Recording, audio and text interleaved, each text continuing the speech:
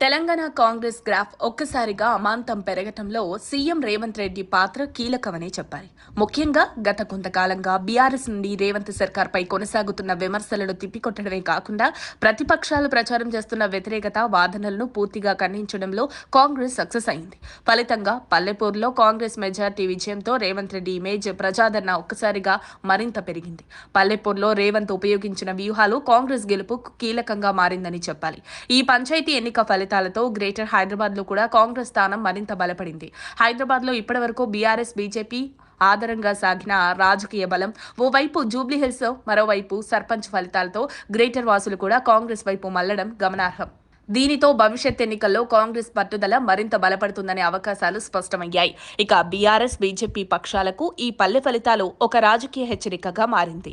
దమ్మున్న కోటగా భావించిన సిద్దిపేట, సిరిసిల్లలో కూడా కొన్ని స్థానాలు కోల్పోవడంతో బీఆర్ఎస్ బలహీనత స్పష్టమైందని విశ్లేషకులు పేర్కొన్నారు. బీజేపీ కూడా ఊహించని స్థాయిలో ప్రభావం చూపలేకపోవడంతో తమ వ్యూహాలను మరలా పునఃపరిశీలించాల్సిన పరిస్థితి ఏర్పడింది. ఈ క్రమంలోనే సిద్దిపేటలో బీఆర్ఎస్ కు భారీ షాక్ తగిలింది. శుక్రవారం సిద్దిపేట అర్బన్ మండలం ఎన్సాన్పల్లి గ్రామానికి చెందిన సర్పంచ్ అభ్యర్థి కృష్ణమూర్తితో పాటు 100 మంది యువకులు నియోజకవర్గ ఇన్ఛార్జ్ పూజల హరికృష్ణ ఆధ్వర్యంలో కాంగ్రెస్ పార్టీలో చేరగా జిల్లా ఇన్ఛార్జ్ మంత్రి వివేక్ వెంకటస్వామి వారికి కండువా కప్పి పార్టీలోకి సాదరంగా ఆహ్వానించారు.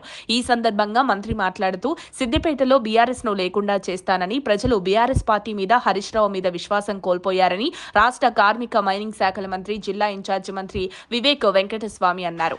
కాంగ్రెస్ సిద్దిపేటపై ప్రత్యేక దృష్టి సారిస్తుందని, సిద్దిపేటలో పార్టీ అభివృద్ధిపై ఇప్పటికే CM Revanth Reddy, party in-charge Meenakshi Natarajan, PCC అధ్యక్షుడు మహేష్ కుమార్ గౌడ్లతో చర్చలు జరిపినట్లు తెలిపారు.